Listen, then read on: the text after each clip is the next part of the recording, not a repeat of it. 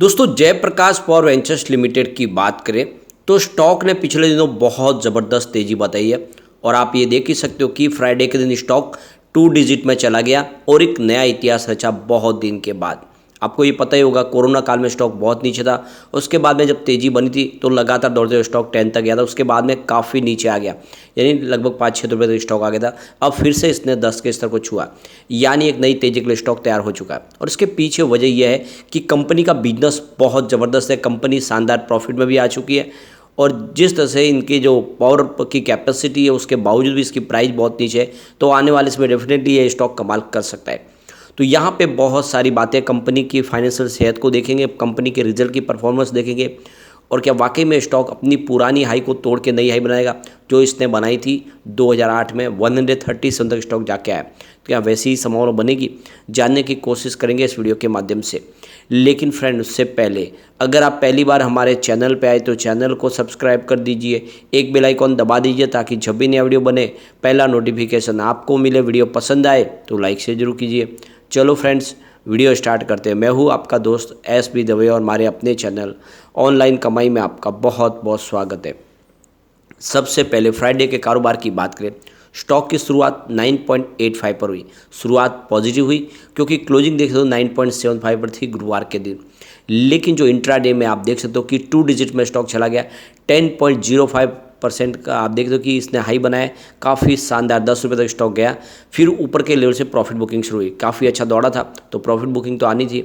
इस वजह से स्टॉक 9.30 का लो बना दिया। अंत में 9.40 के आसपास क्लोजिंग रही जहाँ पे 3.59% की गिरावट हुई। तो शानदार तेज़ी के बाद प्रॉफिट बुकिंग आई। अब आप ये इसके अगर इतिहास को देखें तो 4 जनवरी 2008 को स्टॉक 137 पर था, यानी इंट्राडे में देखें तो ये स्टॉक आपको करीब 145 तक जाके देखा उस समय जाके आया।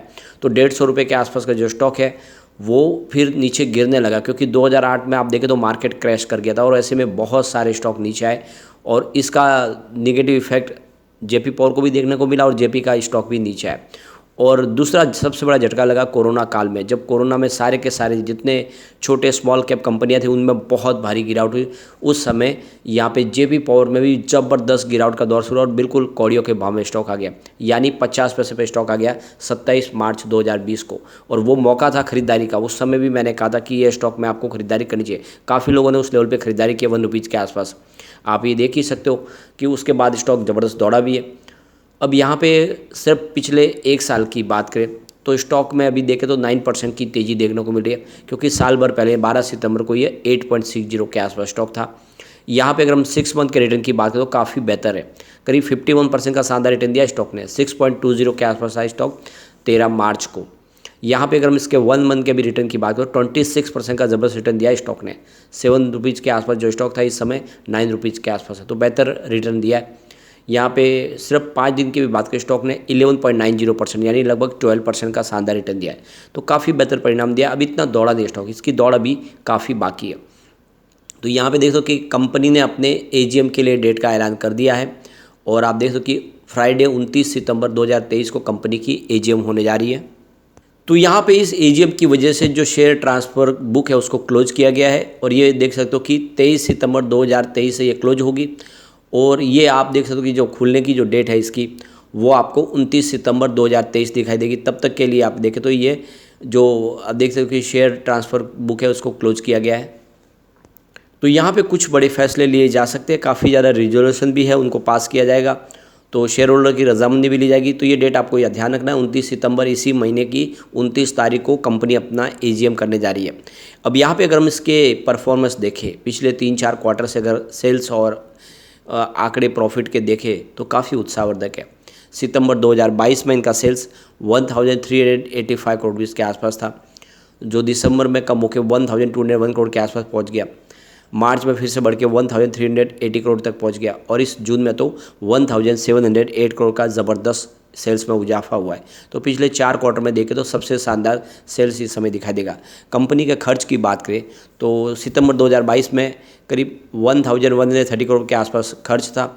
दिसंबर में इसमें बढ़ के 1191 करोड़ के आसपास पहुंच गया और मार्च में ये कट के 1153 करोड़ के आसपास पहुंचा है। इस बार 1186 करोड़ के आसपास यहाँ पे खर्च है।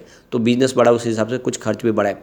कंपनी के ऑपरेटिंग प्रॉफिट की बात करें, सितंबर 2022 में 256 करोड़ का कंपनी का ऑपरेटिंग प्रॉफिट था। दिसंबर में ये गिर के 10 करोड़ के आसपास आ गया, ज़बरदस्त गिरावट हुई। मार्च में फिर से बढ़ के 227 करोड़ तक पहुंच गया और इस बार जून में तो 521 करोड़ का ज़बरदस्त ऑपरेटिंग प्रॉफिट हुआ है। तो ऑपरेटिंग प्रॉफिट एक तरह से देखें तो पिछले 4 क्वार्टर में डबल हुआ है, काफ़ी बेहतर आंकड़े, उत्साहवर्धक आंकड़े। अब यहाँ पे अगर हम प्रॉफिट बिफोर टैक्स की बात करें तो सितंबर में 117 करोड़ का प्रॉफिट था कंपनी को, और दिसंबर में कंपनी को 238 करोड़ का लॉस हो गया। मार्च में 26 करोड़ का लॉस था, यानी कंपनी लगातार लॉस में आई और इसकी वजह से शेयर की प्राइस भी नीचे आई। लेकिन जून काफ़ी शानदार है, 294 करोड़ का ज़बरदस्त आप देखें प्रॉफिट बिफोर टैक्स देखने को मिला और ये डबल रहा है पिछले 4 क्वार्टर के दौरान। नेट प्रॉफिट आफ्टर टैक्स की भी बात करें तो सितंबर 2022 में 75 करोड़ के आसपास था। दिसंबर 2022 में कंपनी को 218 करोड़ का भारी लॉस हुआ। मार्च में लॉस घट के 44 करोड़ के आसपास रह गया और इस बार तो 192 रुपीज़ का ज़बरदस्त प्रॉफिट हुआ है। तो आप देख सकते हो कि ये आंकड़े बहुत ज़्यादा उत्साहवर्धक है। प्रॉफिट हो या रिवेन्यू दोनों ही बढ़ा है इस बार जून क्वार्टर में और इसी वजह से शेयर की प्राइस बढ़ रही है। काफ़ी लोग कह रहे हैं कि ऑपरेटर की वजह से प्राइस दौड़ रही है, ऐसी बात नहीं है। बिजनेस ही एक्चुअल में पटरी पे आया और इस वजह से इसकी प्राइस बढ़ने लगी है। अब यहाँ पे अगर हम इसके पेयर कंपनियों की बात करें तो उनकी प्राइस काफ़ी ऊपर है। आप देख सकते इसको एनटीपीसी से अगर कंपेयर करें तो उसकी 240 की प्राइस है। पावर ग्रिड कॉरपोरेशन जिसकी प्राइस 258 के आसपास है। अदानी ग्रीन जिसकी प्राइस 1000 के आसपास है। और अगर बात करें अदानी पावर की तो 369 का शेयर है। अदानी एनर्जी सॉल्यूशन जिसकी प्राइस 833 के आसपास है। टाटा पावर जिसकी प्राइस 268 के आसपास है और JSW एनर्जी 394 का स्टॉक है। तो लगभग सभी स्टॉक 200-300 के ऊपर है। यही अकेला स्टॉक है जो 9-10 रुपये के आसपास है। तो यहाँ पर भी ये पोटेंशियल है कि आने वाले समय 3 डिजिट में जा सकता है। अब कंपनी लगातार अपने कर्ज को कम करने की कोशिश कर रहे हैं। कंपनी कर्ज मुक्त होना चाहती है और इसीलिए इन्होंने पिछले दिनों देखे तो जो MP का अपना सीमेंट ग्रीनिंग का बिजनेस था नाइग्रे का, उसको सेल किया और उसकी वजह से जो रकम मिली उसका इस्तेमाल इन्होंने कर्ज चुकाने में किया। इस तरह से आने वाले समय कंपनी अपने कर्ज को कम करने की कोशिश कर रही है। यहाँ पे अगर हम प्रमोटर की होल्डिंग देखें तो 24% के आसपास है। ये थोड़ी सी कम जरूर है। इसके पीछे वजह देखिए बिजनेस पिछले दिनों काफ़ी कमज़ोर रहा, इन्होंने अपने कुछ शेयर बेचे। फिलहाल कुछ शेयर गिरवी भी है, उसमें छुड़ाए भी गए। जून में जहाँ पे 94.63% के शेयर गिरवी थे, जून 2023 में ये घट के 79.20% के आसपास है। तो ये अच्छी बात है कि प्रमोटर ने अपने कुछ गिरवी शेयरों को छुड़ा दिया। आने वाले इसमें पूरे शेयर वो गिरवी छुड़ा सकते हैं। FI लगातार अपनी होल्डिंग को बढ़ा रहे। जून 2022 में उनकी 2.83% की होल्डिंग थी जो दिसंबर में बढ़ के 3.67% तक आ गई और जून 2023 में ये 4.70% तक आ गई। तो FI का भरोसा बना हुआ है स्टॉक के ऊपर। फिलहाल DI की बात करें, उनकी होल्डिंग घटी है 23.12% के आसपास थी जून में, जो घट के दिसंबर में 1.38% के आसपास आ गई। DI का ज़बरदस्त निवेश यहाँ पे कम हुआ है और फिलहाल अनचेंज है। जनरल पब्लिक की बात करें, उनकी 69.92% की होल्डिंग है जो दिसंबर में 70.92% के आसपास थी। तो जनरल पब्लिक की होल्डिंग घटी है लेकिन FI ने जम के खरीदारी की है। DI की होल्डिंग अनचेंज है। यह इशारा है कि इसमें आपको निवेश करना चाहिए। यहाँ पे देखो कि मोतीलाल ओसवाल की जो म्यूचुअल फंड है, यानी मोतीलाल ओसवाल निफ्टी देख लो माइक्रो कैप 250 इंडेक्स फंड ने भी यहाँ पे 176 करोड़ का इन्वेस्टमेंट किया है, जो काफ़ी अच्छी खबर है। मोतीलाल ने इस पर भरोसा किया है। अब इसकी रेटिंग देखें तो वो भी काफ़ी अच्छी है। मास्टर रेटिंग 5 स्टार में से 3 स्टार की रेटिंग है, जिसको हम काफ़ी बेहतर समझते हैं। EPS स्ट्रेंथ इसकी वीक है क्योंकि 5 स्टार में से मात्र 2 स्टार की रेटिंग है। लेकिन बायर डिमांड के मामले में देखें तो 5 स्टार में से 5 स्टार की रेटिंग निकल के आ रही है, जो बहुत ही ज़बरदस्त है। प्राइस स्ट्रेंथ इसकी देखें तो 5 स्टार में से 3 स्टार की रेटिंग है, जो आप देखिए एवरेज से अच्छी है। ग्रुप रैंक के मामले में भी देखें तो 5 स्टार में से 3 स्टार की रेटिंग निकल के आ रही है। ओवरऑल रेटिंग काफ़ी अच्छी है और लॉन्ग टर्म इन्वेस्टर इसमें अच्छा पैसा कमा सकते हैं। तो एक कम से कम 3-5 साल का नजरिया लेके इसमें निवेश करिए, आने वाले इसमें आपको मालामाल कर सकता है। लेकिन फ्रेंड, कोई भी इन्वेस्टमेंट करने से पहले अपने फाइनेंशियल एडवाइजर से भी ले लें या अपना खुद का रिसर्च करें, क्योंकि मैंने वीडियो आपके एजुकेशनल पर्पज़ के लिए ही बनाया। वीडियो पसंद आए तो लाइक से जो कीजिए और चैनल को सब्सक्राइब कर दीजिए। Thank you friend.